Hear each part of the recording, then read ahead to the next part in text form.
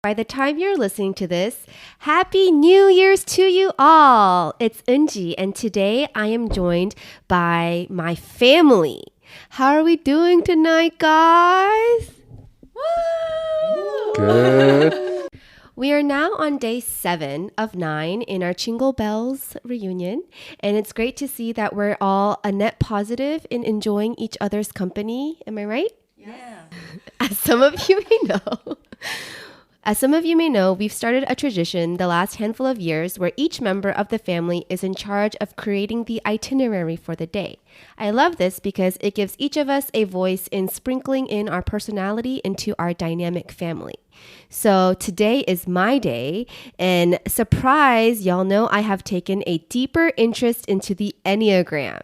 I thought it would be cool to do a family podcast, and I want to shout out my family for taking this test and engaging in this activity. I surely am blessed. My hope is that while we are far from being Enneagram experts, this tool could be used to create a space for us to discuss and have a room for greater understanding of one another so we can keep growing as a family. We hope you enjoy this episode. All right. So I think the basic format of today is just going to be discussing some of the questions I did send out in advance. I think we all can share as much as we want, but I wanted to do a quick introduction where you can share your name, maybe your role in this family, and then your Enneagram type. So my name is Eunjee Chi. My Enneagram type is a type 2 with a high wing 3, and I am the youngest daughter and child of this family. And I guess I am also a wife to Matt and a mother to Jaden. Hello, my name is Jessica Chi. I am the oldest sister of the Chi family, and I am a 3, I think, wing 2. I don't think a strong wing 2, but a 3 wing 2. Hi, my name is Alex G. I'm the middle child and only son of the family. I am 4 or 3. I don't know. I took it twice. All right, this is Matt, co-host with Eunjee of the Bachelor edition of Koller Commentary and husband and father of Jaden. I am a 9 wing 8, although past tests have labeled me as a 3. So to be continued on that conversation. Are you still struggling with the in-between, or? No, I think I'm a 9. I'll kind of talk about the subtle differences I've realized lately. Cool. Hi, my name is Chong Chi. I'm the mom of 3 kids, and I am the grandma of Jaden, and I am 1 wing 2. Oh. Hello, this is Father Chong Chi, and I'm type 2, wing 2, wing 1. I'm type 2, wing 1. I'm the head of the family. Thank you. So that is our lovely family of 6. We do have Jaden, but for the sake of this podcast, we are doing this during his bedtime. I'm excited because the Enneagram Institute says that around age 4 to 5 is when you do kind of develop into your Enneagram type, and I can't wait to see how Jaden develops with the years to come. So one of our first questions is, what was your reaction to your type results? Did anything stick out in a negative or positive way when reading your description? So I will go ahead and read about type 2, just like the discover part, to give you guys a sense of what a type 2 is. Of all the Enneagram types, type 2 stand out for their personal warmth, strong relational skills, selflessness, and eagerness to support the people in their time of need. Possessing relational superpowers and intuition, they create feel-good atmospheres, always going the extra mile and defining themselves through service to others. Their caring heart, intuition, and empathy, and desire for every person to experience love is reflected through their heart.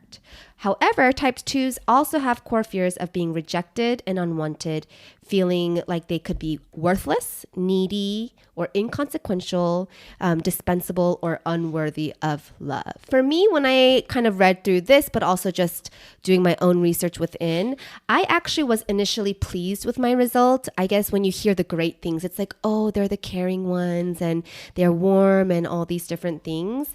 And so I felt happy about my result. But actually, in the last couple of months, as I've been doing more Enneagram reading and learning, I feel a little bit frustrated, I guess, with my identity as a 2. I feel like there are a lot more weaknesses with certain things that I didn't realize. And so I'm learning that and trying to figure out how to own that. For example, people pleasing and possessive are 2 words that stick out to me lately, because maybe I'm in an unhealthier stage of my type 2, but I find that I do a lot of things to please a lot of people, and that part is kind of hard for me to swallow. I read somewhere that sometimes type 2s do things almost to feel that affirmation or love or recognition, almost potentially even more than the generosity itself. And so that's something I'm trying to figure out, because I don't think that's always true, but I think in an unhealthy stage that's present for me. So my initial reaction was, well, when I took the test again, I got a 5 and 3. Those were my 2 highest. And I read through the 5 description and I felt like I resonated with a lot of what it was saying. But as I talked about it with Eunjee, I also kind of looked at the 3 description, and I did resonate a little bit more with the 3 in terms of the core fear. And so even though I did kind of score higher as a type 5, reading through the descriptions of the cores, I did decide that I identify more as a type 3. And I guess one of the things that stuck out to me the most was the core fear.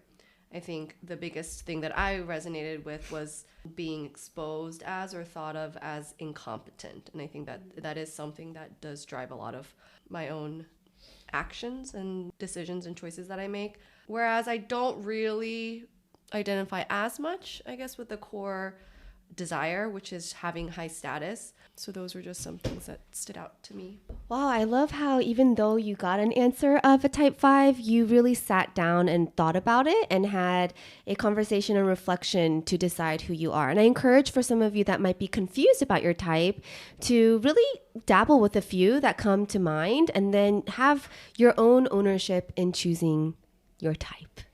Yes, thank you so much, Eunjee. So when I first took the test like a year ago, I was type 3. And I was like, oh, cool, that seems like me. And then I had to take it again for this podcast. And I got type 4. And I was like, oh, that seems like me too. So then I looked up all the percentages and I realized that I got like over 80% for 4 different types. And I was like, okay, this test sucks. I'm just kidding. So if you read like the core stuff, what do you resonate with?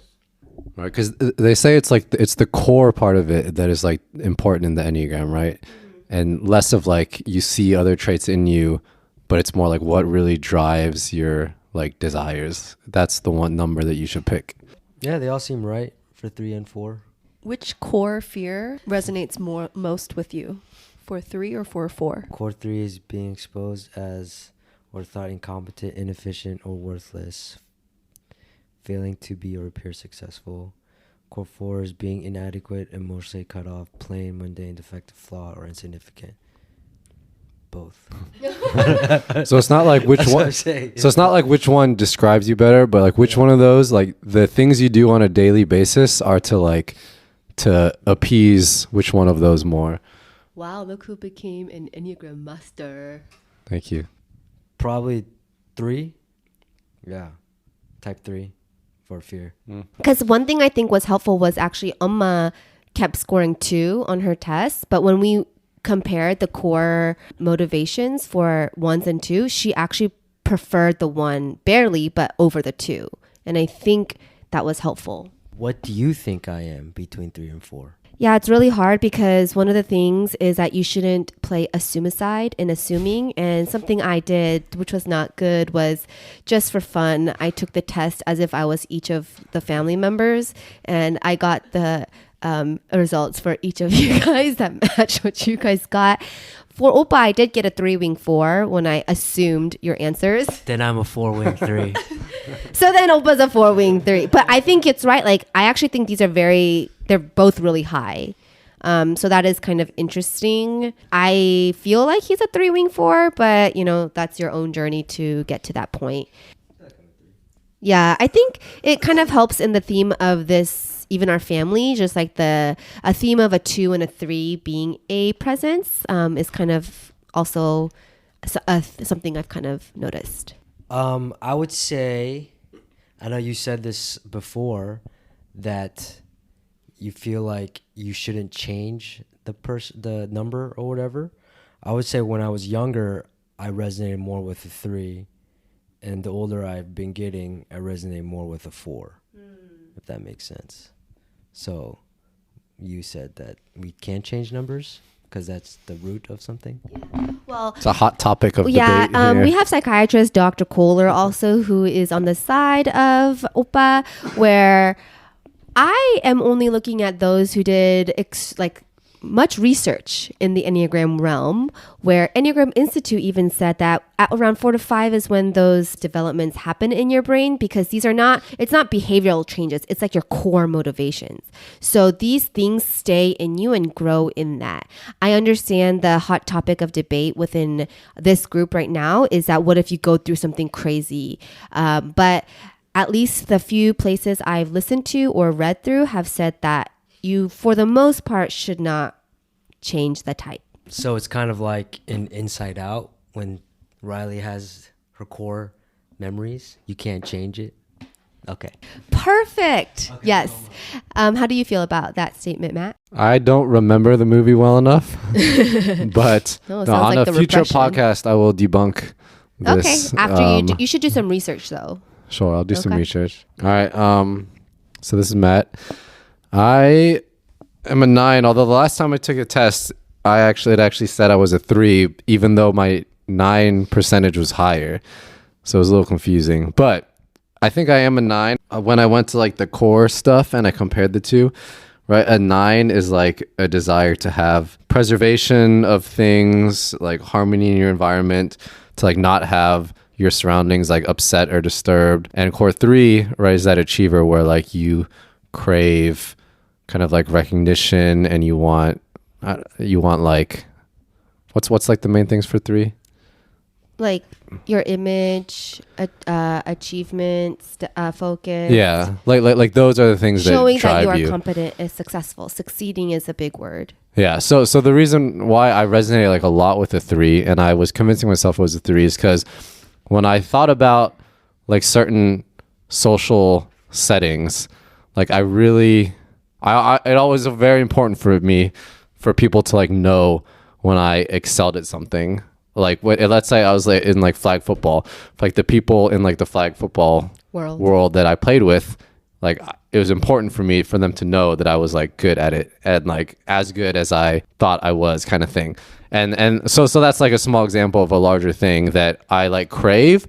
But I think I realized I only crave those things because like I feel if that happens, then like my environment is like as it should be, like it's just, and it's like peaceful, and then like things are in order like they should be. And I think when that's like, and I noticed that like with you guys, like with this family, like let's say when we play games and whatever, I lose or I win or something, I actually don't really care about the result of like the loss or win. Like there's a part of me quickly that comes in like, oh, like, wish I would have won that, but I don't really care. And I think it's because like in this setting, that's much less important to me, because that isn't a part of this larger picture of like keeping the peace and harmony and like making the day enjoyable, right? Like if I win or lose doesn't affect that. What does is like the actual like how people are interacting and stuff, and that's way more important to me. So what I actually like crave the most is more centered around 9, even though like in pockets of my life, like the 3 stuff I value a lot. And like ultimately, like I don't like in my career and stuff, like I don't really crave to be like known or successful. What I crave is to be like stable, so I can go on trips, I can like explore the world, I can have like a relaxing family life, like that kind of stuff. Yeah. So, and I talked to you about this because I was like, I for a little I really thought I was a 3, because in certain settings I really want the 3 stuff, but that's definitely not my overall like drive. It just like feels like it sometimes. Yeah, that's really helpful for you to share. I feel like you've really hit some insights within. I prepared well for breakthrough. this because Thank you. this is one of my wife's big passion projects, and I It wanted is. to explore myself to give you some good content. So this is a little bit more of a layer, but there are growth lines and stress lines. And so in your type, you also, when you're growing and you're getting healthier, you resemble traits of a different type as well.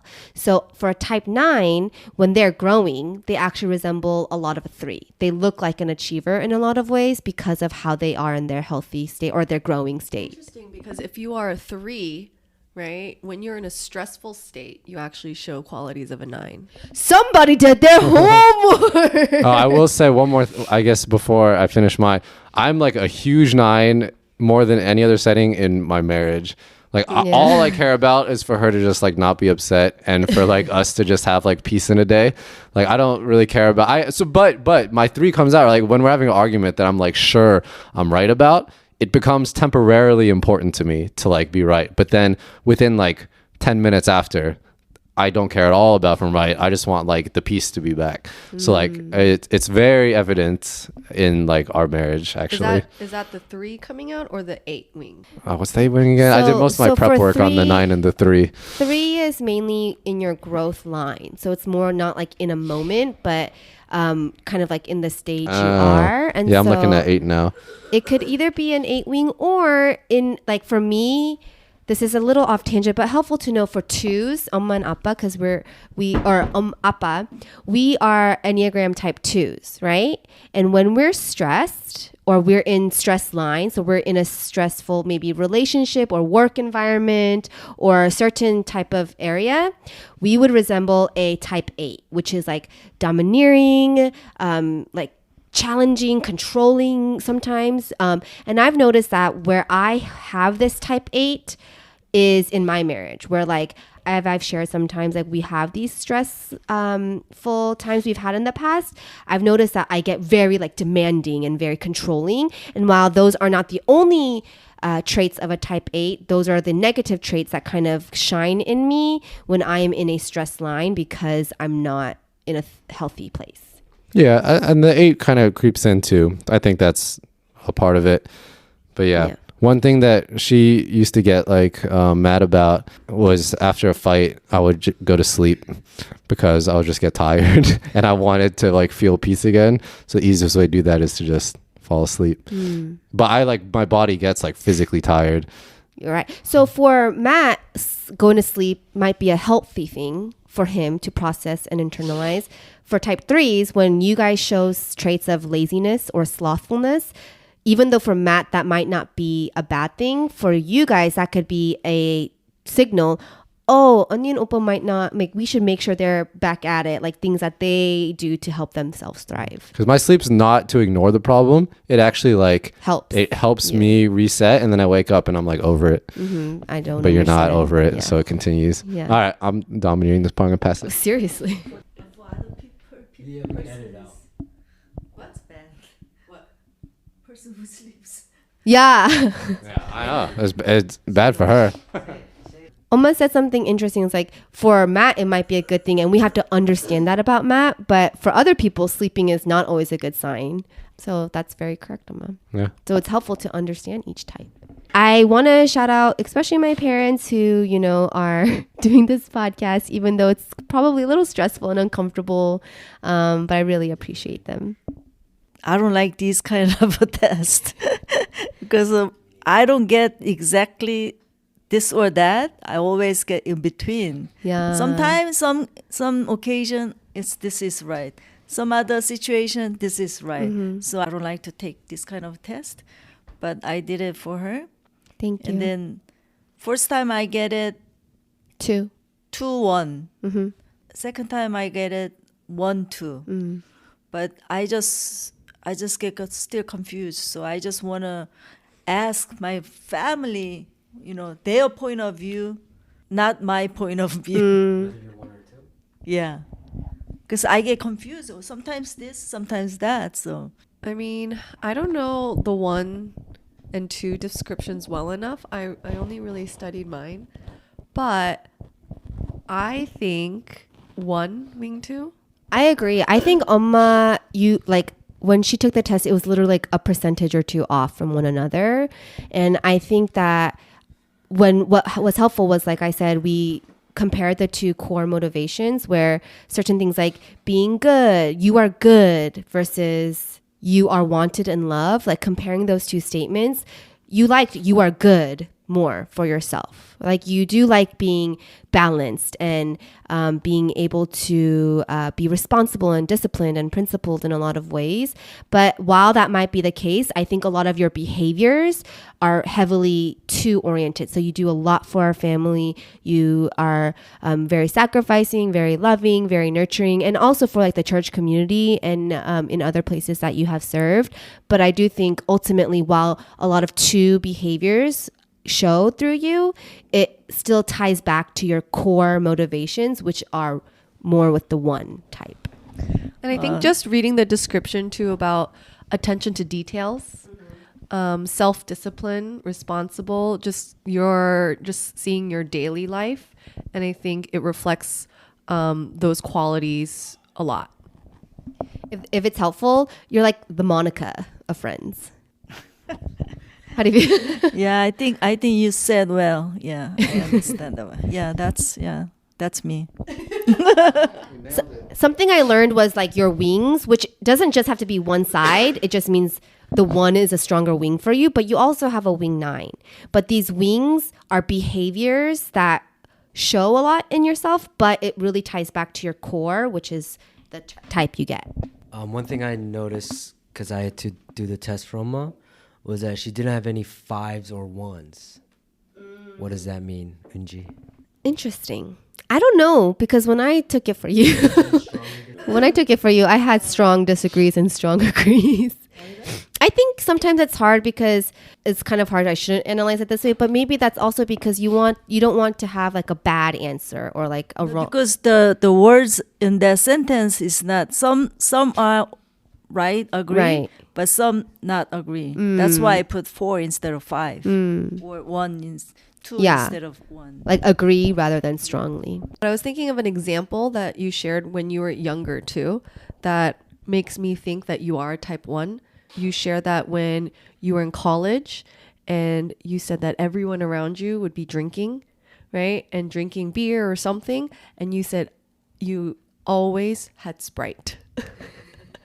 But just like that idea that even though there are other people around you that may be doing other things, if you believe something and you think that's right and that's what you should do, that the idea of self-discipline too, that you don't, I'll just have 1 sip or do this, like you will stick to what you believe. And I think that example shows why I think at the core you are 1. Yeah, I think so. Because when she plays golf with the appa or other friends, and usually when you play golf, you just small things, you just ignore it. She never does that. She stick to the rules, always yes or no. Even there's a cut sign. Sometimes a lot of people just go over a little bit. She never does go over a little bit.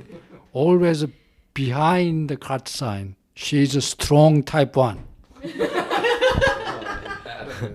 What about when we played Hwato the other day? I think that's really right. Those are reflections of your strong ideals. And sometimes a type 2, like Onni said, we might have a sip, like there's a people pleasing that we might do that or dabble in that, but you do have your strong ideals and that's part of your core.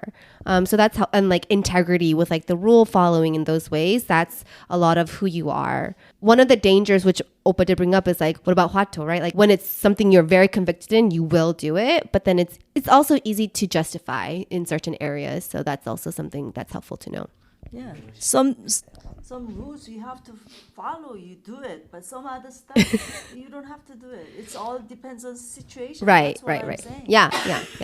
Appa, go ahead and share. Thank you, Oma. That was really helpful. Okay, Chong Chi, leader of a family, and type 2, wing 1, and the reaction to the test, I think is represent truly about me. And I went over this with my daughter, and she thinks, oh, Appa, is it you? A lot of things that they discussed about this, Enneagram Coach, and I went through this. I think it represented me fairly well. But sometimes I do have a fear of not being able to control sometimes, especially at work. So I think sometimes atmosphere at work is a little bit different than work, at the church or at home, because at work, if you just always trying to support people, other people, listen to other people, and you're never going to be able to recognized by other people. And so especially the society of this corporate America is society of always say I, and for me in church and everywhere it's not I, it's always we.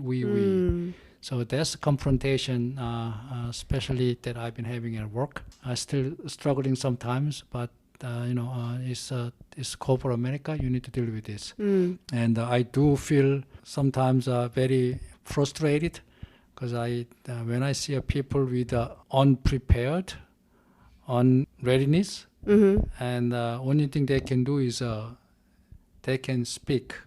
Okay, they can show themselves. It's like they do a lot better dog and pony show, and that really bothers me because being a foreigner, sometimes I don't do that. I'm just stick to the my core, but that bothers me quite a bit, and it's dealing with that is also one of my core problems. Okay. Thank you for sharing that. So I actually want to add on, Appa, because it's interesting that you mentioned that a lot about work identities, because when I read the description and I did the test with you, I actually saw a lot of this just in what role you play in our family. And I think like growing up, you always said the word sacrifice to us. And I think that word is really big as a 2. Just by kind of just reading some of the core information, the idea that you give and you serve people in your family and those around you as well, but in this family context, to the point where you feel like you are also sacrificing part of yourself, right? And part of your own needs to serve the needs of the family. Yeah, that makes me happy. Yeah. Which is really happy. Right. And that's a core desire, right? That's something that drives a 2, which like, so when I was reading it, I was like, oh wow, this is Appa. Which on the other hand too, a core weakness is pride. Right? And that's actually something too, right? That I feel like is something for you as well, right? Yep. So there are a lot of the core descriptions that I was like, oh wow, this is Appa. And a lot of times I feel like we don't tell you enough that we appreciate you and we love you. And I think like that also drives you to want to serve and do more because we don't tell you that enough too. But we appreciate you deeply. Thank you. What are some memories from childhood that you can pinpoint that reflects your Enneagram type? I think a lot of times we do form these types with the environment we're in. For us was closely our family, right? And I have these different memories with each of you. Like for Unni, I remember Unni would not let me sleep with her on her bed. And she said the only option was the floor, right? Every night, I slept on her floor because I wanted to have that time, because relationship meant so much for me, right? Or in a different but similar sense, like I was willing to only be paid 10 cents to be Oppa's goalie and potentially, suffer the danger of a soccer goal getting hit to my face. But it's because I wanted to spend time with Oppa, and that's where I wanted to meet him. No, you did it for free. What was it? 10 cents? Oh, I paid Oppa 10 cents for basketball. Never mind. I did it for free. Basically willing to almost get her, because Oppa was a good soccer player, right? So it's not like it's just for fun. For Appa, something that's a little different is like I had a lot of pride or like joy in seeing Appa serve at church, particularly in the youth group when he was an elder, because it helped kind of identify a part of my heart. And I felt like it was the same alignment, and it made me feel really good to have something like that with my parent. And I really appreciated it. And I remember, I think a lot of my twos came from Omma's affirmations, actually. Like there was a time where I went to my friends and I got kokam or a kam or persimmon, right? And that was the favorite fruit for me and Omma. But really, Omma just loved this fruit and she doesn't really rave about a lot of things. And so I just put one or two, I don't remember, but I put one aside and then I ate only one because I wanted to save one for my mom who liked it too. And I didn't think of it as like this crazy sacrifice, but I remember Omma was so touched when I did that. And I remember the reaction I saw in her eyes. And I also remember how she would share that story with her friends as like a brag. And I would be like, I want to keep doing things that make her happy. And I think those were those moments that like really helped me realize, wow, that felt really good to have done something that was very, because I am a type 2, right? But in a way that really made someone feel loved. And so those are just like small. And I think in its flip side, it's like when we go on family walks at night when we were younger, sometimes Amma would go her way and Appa would go his way. And I got so stressed, I would walk as in the middle as I could because I felt stressed. Do I follow Amma or do I follow Appa? And I felt very stressed because I was like, I don't want them to think I like the other more if I follow one of them. So I'm just going to go right down the line. And that shows that it's fair. So those are some initial childhood memories I kind of thought about when I was thinking as a type 2, what are some things that reflected at an early age? So when I first read the type 3, I initially really only thought of my adult life. So it's actually interesting to think about this in the context of myself as a child or growing up. And the more that I actually thought about it, I think I'm a healthier 3 now than I was growing up. I think that when I was younger, I cared more about image, and maybe it was because of being the oldest that I had a certain like something that I needed to show for or to take responsibility of, making good grades in school, at church, being a leader, in whatever ways that I served as well. I think that all of those maybe identities caused me as a 3 to want to seem like I have everything together and that I am accomplished or I am successful or just care more about my image. It kind of like set a level of pride, I think, in me that as I went through all the successes and failures of becoming an adult, I think I've learned what it really means to be successful and what success really means or what achievement really means outside of what I think the world or people around me or I myself was telling me when I was growing up. So those things I think kind of stood out to me from I don't know different specific examples of growing up, but that's it.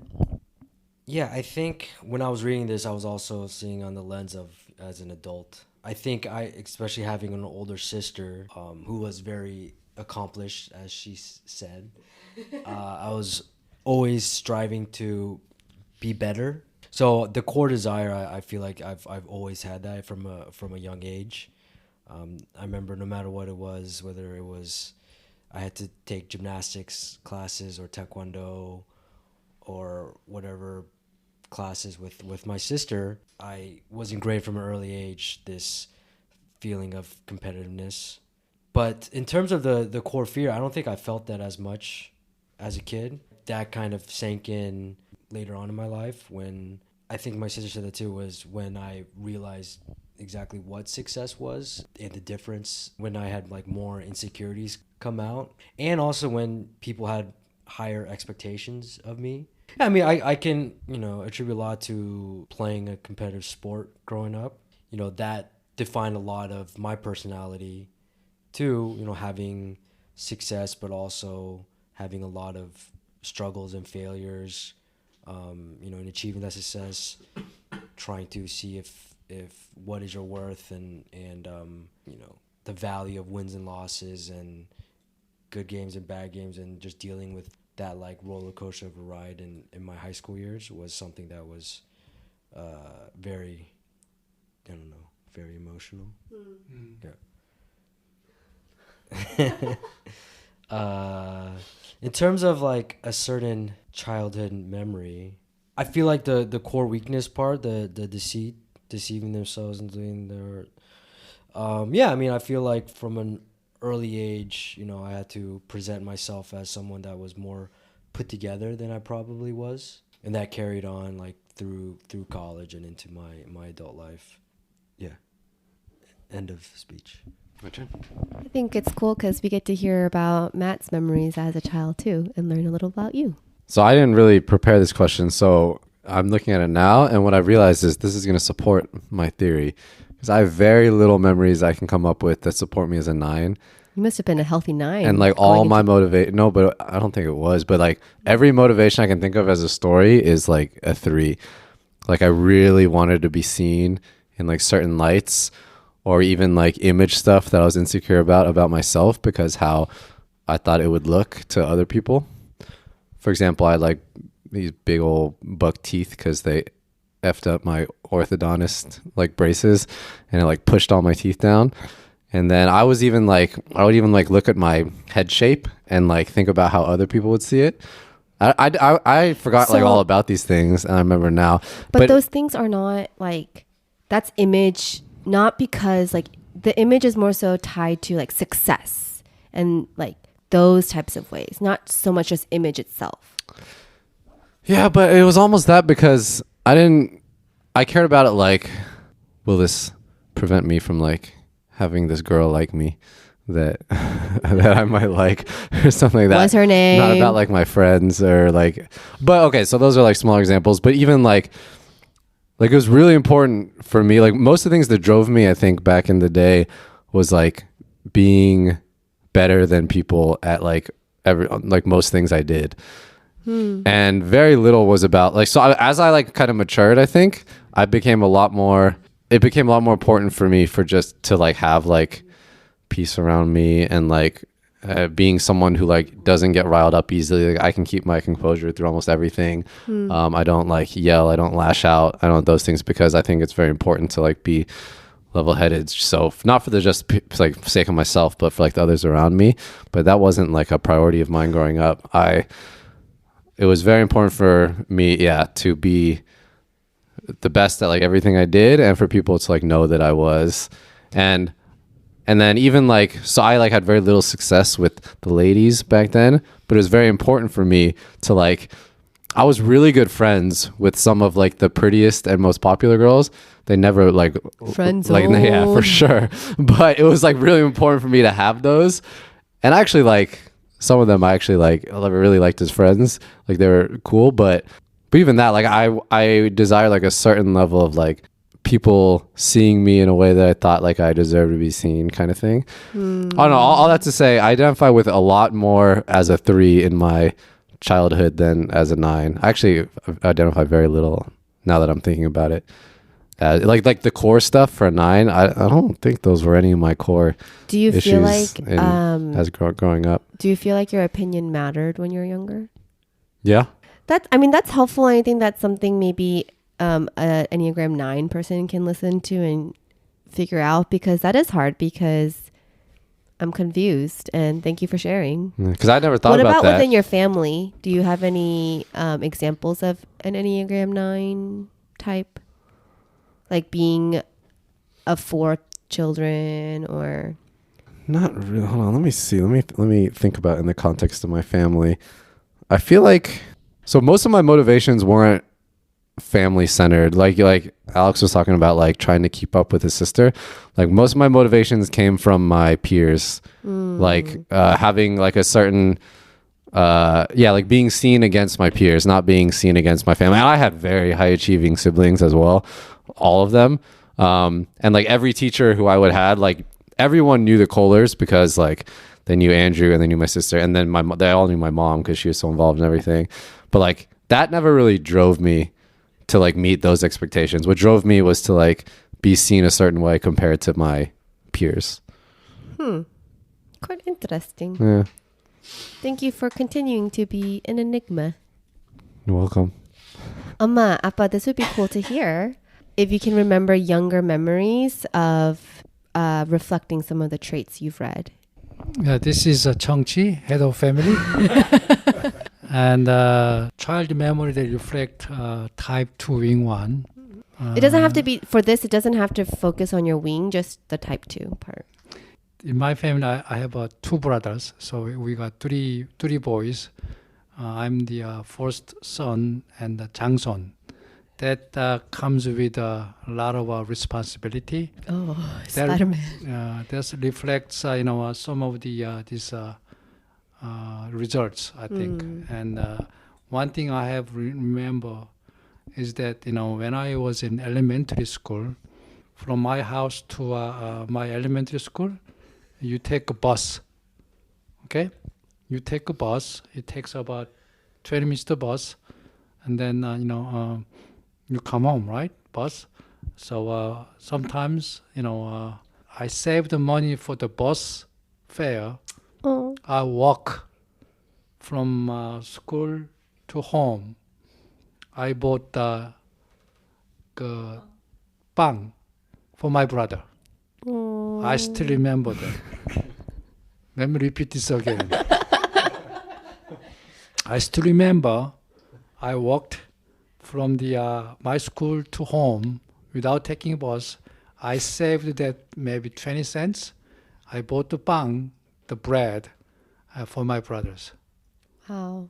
That's one So thing I remember. sacrifice. Yeah, for yeah. your So brother. That that's has what I'm not changed. saying. So I think that's the being always maybe Yeah. sometimes into this kind of result. Yeah. Okay. Yeah. That's a really cool I don't think I've heard that story. Okay. Thank you for sharing that memory. I heard 100 times of this. For me, I think I don't have exact memory, but I always follow the rules. I have to follow it, and then something on the wall is crooked, and I have to make it perfect. That I can see it. That's why I think I'm good at my putting too. I can read a line and then I can put it in, and that's a joke. And when I was a little, I was not good at singing, so I have to sing in front of class. So my note, I can sing right note. Then I didn't even want to sing in front of the people. If I'm good at something, I can do it. But if I'm not good at something, then I don't just want to do it. Instead of showing other people I'm not good. So I think that's type 1. That's the result. I'm still not good at singing. Yeah. You sing very well, Jaden. Appa said he sings well for Jaden. Oh yeah, Oma, you're the youngest out of 8 siblings. Yeah. How was that dynamic growing up, especially with the large age gap between your siblings? I was a princess of the 8. They treat me like a princess. Like we all treat Jaden. Since we've kind of reflected on how our Enneagram types have formed or not formed during childhood times, how do you see our types playing in the dynamic specifically of our family? So it could be different in work or in friendships or different things like that. But what are some things you like about your type and how that contributes to our family? And also, what are some things that are difficult for you that you want our family to know? I do think that culture and sibling order definitely played a role in a shaping of my type. But I think being a helper or a giver, which is like my description, has been a very natural thing for me in our family because I was the youngest of a Korean household. But I think more recently, now if we talk about our dynamic, which does include Matt too, right? I think something that has been hard for me is that I've never had to question my role or even my choice to put on that hat in this family because I was the youngest. I'm going to help. If 엄마, 언니, and 오빠 order me to go get me water, I go do it because I liked it. I don't know, like just little things or playing with each other or whatnot or obeying or things like that. I think as someone who is now a wife, right, and having to understand like cultural differences within that, and also now a mom, which means like there's an authority within that as well with my son. I've internally struggled a lot with like, one, how do I not be taking sides? Kind of like what I shared when, do I follow 엄마 or 아빠 when I was younger and we were walking, right? Like this is kind of hard. One, there are more people I feel like I have to please. Family, husband, and now even Jaden. So there's like a people pleasing aspect that has gotten harder for me, where I feel like I could hurt someone's feelings in that.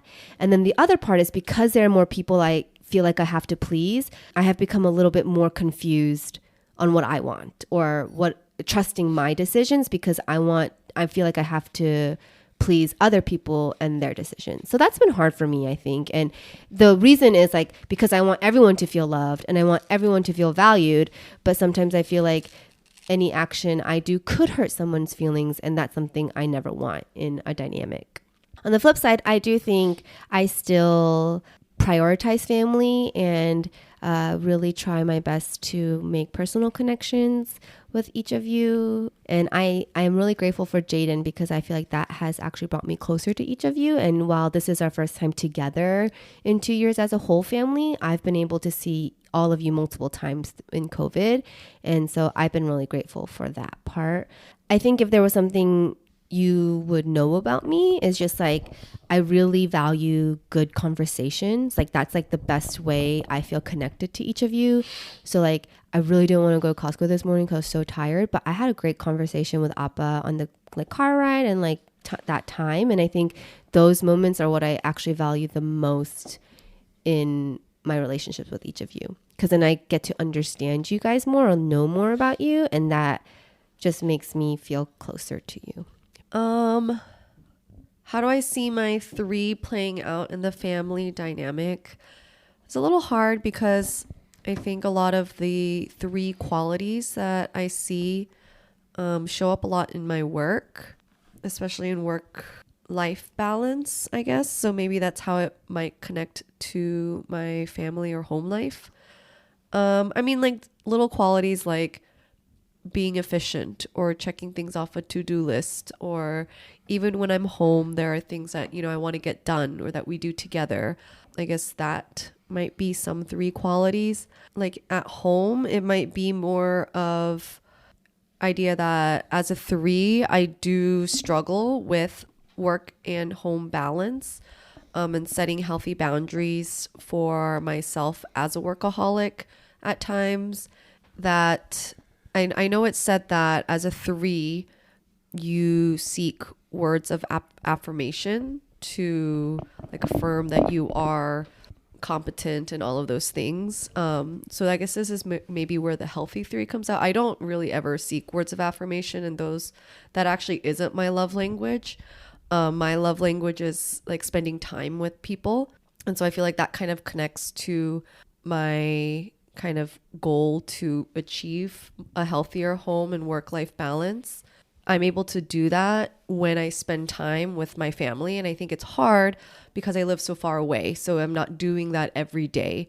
So even when, Eunjee calls us to FaceTime with everyone with Jaden, like it honestly adds like an hour more of work that I have to do that day. So maybe it doesn't help with home life balance, but that's something that I want to do. I mean, that's something that I know that like I'm able to keep working and doing these things because that's something that like gives me joy, and that kind of feeds me and allows me to keep doing whatever work that I'm doing. So I think that is also why I value trips that we take together or traveling, which is the fun of traveling as well, but more of like that time that we spend together, especially because we do live far away and it's harder for us to meet. And so that quality time of spending together helps me feel a healthier 3 where my life isn't just all about work, right? But that I am really prioritizing and making time and letting myself rest with my family and the people that matter to me. I mean, mine's pretty obvious, actually. I mean, I feel like I'm more of a 9 here than in any other setting in my life because that's just like in this setting most important. It's just like kind of a peacemaker role. My wing 8 only comes out around things concerning Jaden. My 8 comes out less here than in any other setting, and my 9 is more prominent here than in any other setting because I think that's what's most important to me when I'm hanging out in this setting.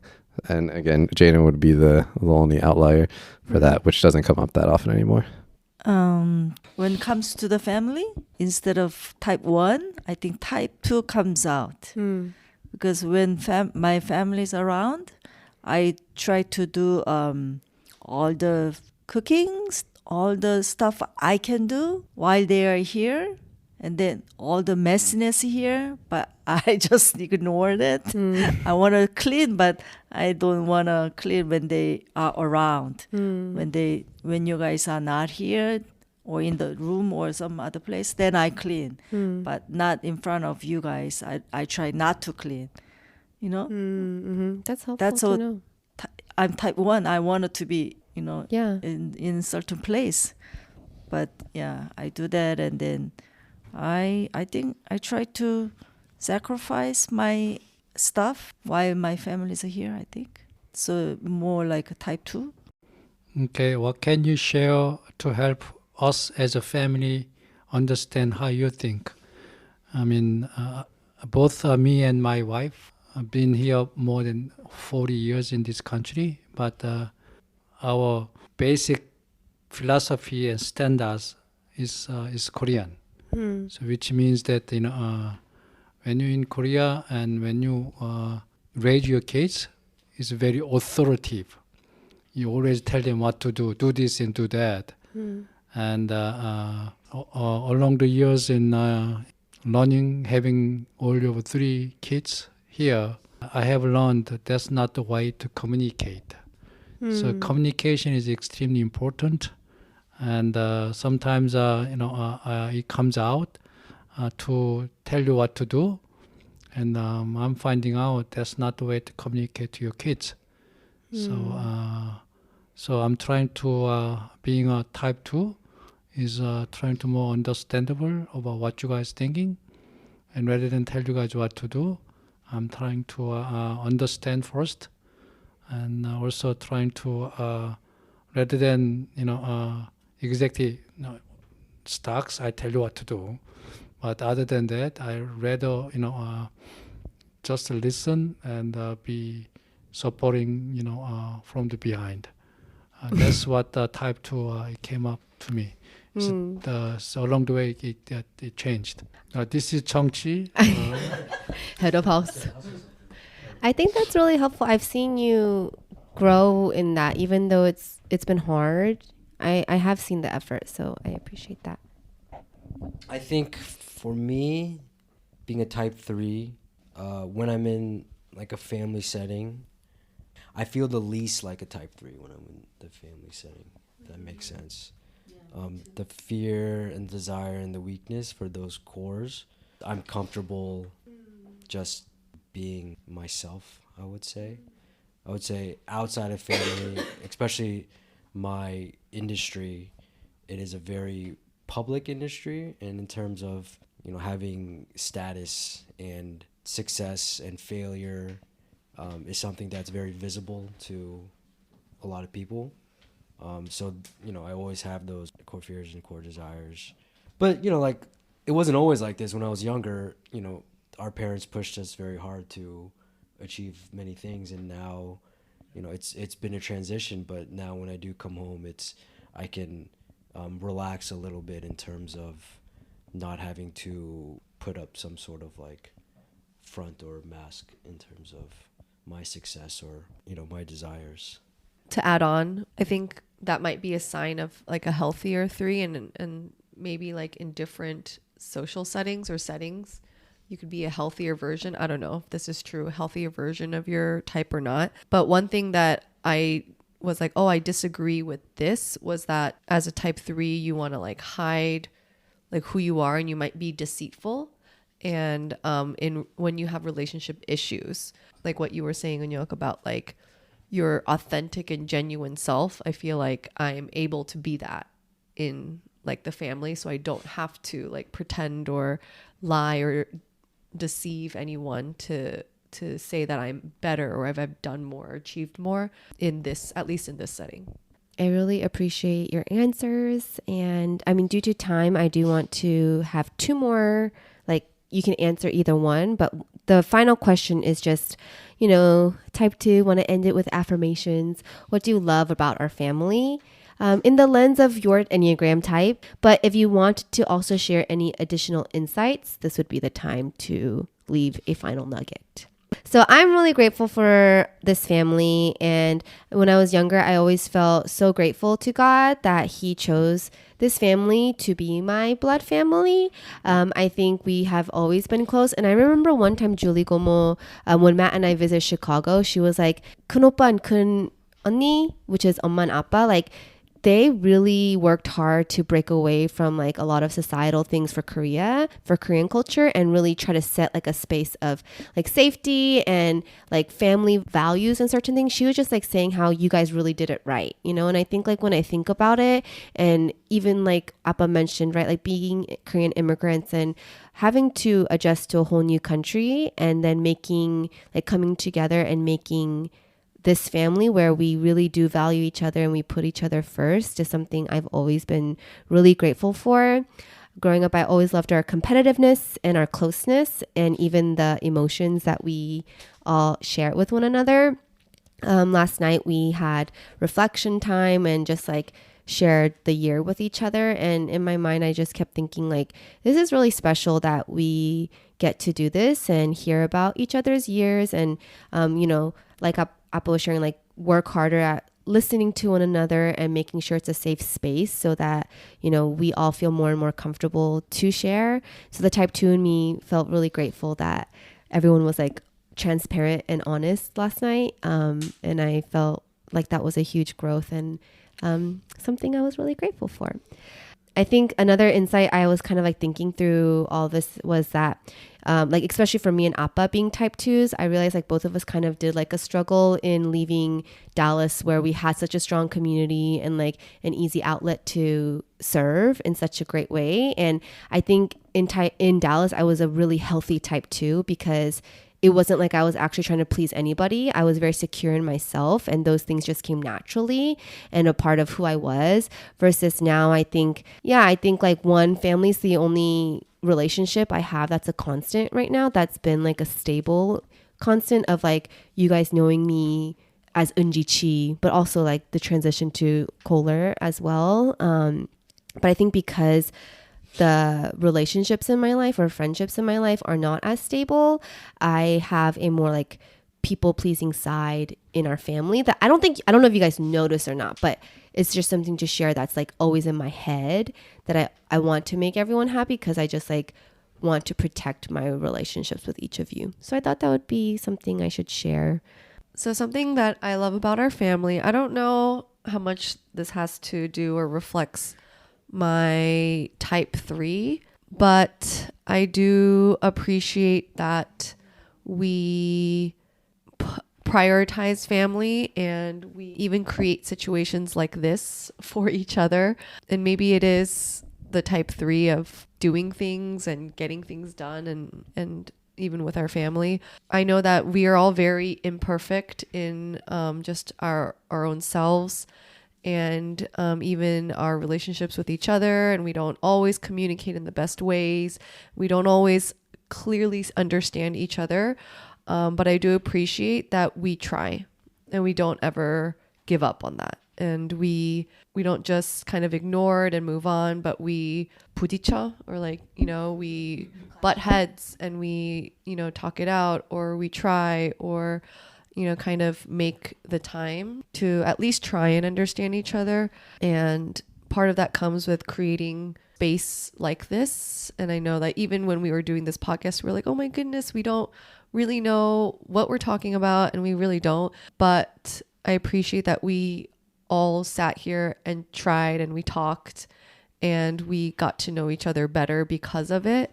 And so I just appreciate that we are kind of willing to create that space to do that.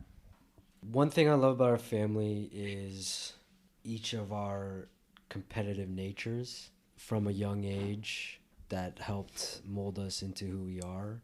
And even now, I like how, even though it's not as intense, we are still able to enjoy each other's company through many games, many different activities. That's something that our family has been very good at. I would say I also love how much that we all care for each other.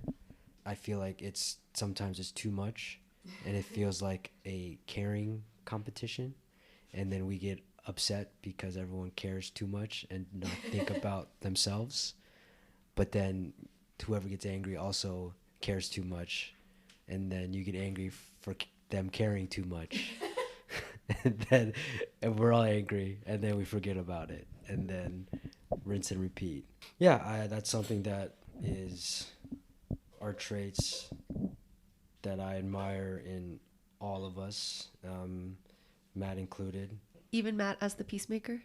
Even Matt as the peacemaker, yeah. And what Matt was saying earlier about not feeling the need to win, and that's something that I've learned, like, getting older, is not having to win all the time. But at the same time, there are flashes where it comes out, and then you're like, oh, okay, no, just tone it back a little bit. But yeah, I just loved how our family is able to just enjoy each other's companies and have fun. So yeah, advice. What is it? Additional insights. For me, I've always had a difficult time just communicating, and I don't really like to share my feelings or talk about stuff in general. I feel like, over the past couple of years, I've been able to open up a little bit more in terms of, just struggles that I have been dealing with. I feel like the older I've gotten, the smaller my circle of friends have gotten in terms of who I have the patience to deal with. And yeah, I appreciate my family forcing situations of communication, which has helped me in terms of emotional growth, even though it's only a number of days out of the year, and then you go back to your life. But it's always great to, spend this time with your family and communicate. So, yeah. You're welcome. Thank you. Yeah, no, I like that. I don't know how common something like this is. I imagine would never happen in my family. So I think I like your family's genuine interest to know each other very, know literally everything about each other. There's a real desire to do that, and then you actually implement it at least on a yearly basis. I will say, so what how many years have I done this with you guys? I don't know, 5, 6, 7. All right, a handful of years. So have data points, right, that don't go through y'all's whole history. But in 6 years, I won't go into specifics, but there's a very noticeable change in people of what I see them or not just so kind of personality or character wise, but also how you even approach time this sharing time. So it's cool because I entered at a random point in time, and then I've seen year to year, and it's been cool seeing specific, I guess, changes in growth that's pretty significant actually. This would be way too awkward to go into specifics, but so I'll speak in generalities. It's because of Jaden. I don't think so. Even pre-Jaden, I think, but also because Jaden. Both. We all love Jaden. When I was young, I always wanted to have a perfect family. I wanted to have kids and holding their hands to go to church and the good life. But I think I have that family here. So I'm really happy for that. All 3 kids go to church and read a Bible and live like a Christian. Yes, we do. Yeah. And even Jaden have a. I really like that Jaden having a Thursday worship time with the family as a family, and he always look at me and goes amen, amen, amen, asking for amen, amen, amen. I think that's a good thing. I like my family all getting together at least twice a year together. At least twice a year. 15. for 50? me. I'm kidding. I mean, everybody Yeah, yeah. together. Everybody together. Yeah. So, and we share all the stuff, and sometimes we fight, we cry, but outcome is good. And all the games we play, I like it. I'm glad you have your perfect family. This is Chong Chi. What do you like about my family? Love in there. Love is in there. That's the one word that I can say.